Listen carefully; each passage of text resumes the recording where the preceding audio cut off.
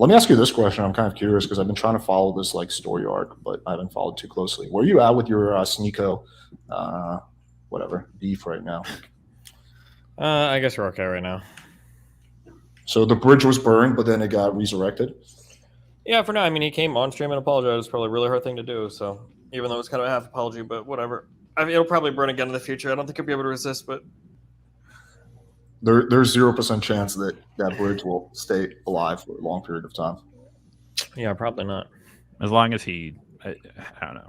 Based on he has too much incentive to kind of keep that bridge burned. It seems. He's got it's counter incentives technically, but the issue right now isn't really. It's not like incentives in terms of like money or whatever. I think it's just his current social group.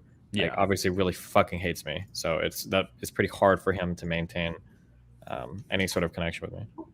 Destiny, would you say you're a pretty pragmatic person? I like to think I am. That's kind of my impression of you as well. I feel like you're like definitely on the more pragmatic side.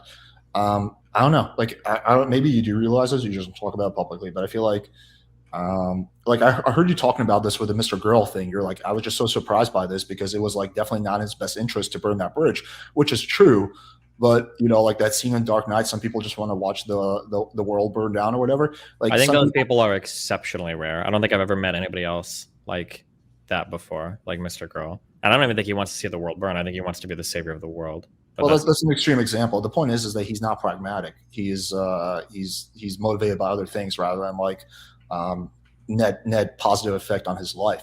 I think Sneako is also in that category. Like, I don't think Sneako is like a strategic thinker who's sitting there thinking like, well, Destiny is a really important connection for me to have. You know, no, I don't think about them. Yeah, no, I agree. I'm not thinking about them in terms of strategic thinker. It's just how well can I like predict their outcomes. Like, if he's on a show and somebody's shit talking me, he's never going to stick up for me. Like, I know he'll never say like, oh no, that's not like that, right? And then given the opportunity to join in with somebody else shit talking me, depending on who he's in front of or whatever, he would absolutely jump on to do it. He definitely will. Yeah, of course. You represent what he hates.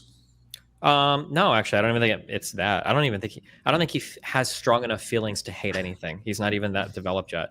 It's more what he's going after is just the social validation of like having a community and a group of friends. That's the thing that he's most concerned with. So he'll say whatever he needs to kind of like look cool. You ever had a guy friend who is like super cool to hang around? He's like really awesome, really chill, really cool. And then as soon as a girl shows up, he starts throwing you under the bus immediately. Yeah. Sneako's like that guy basically, except the girl are like the red pill people basically.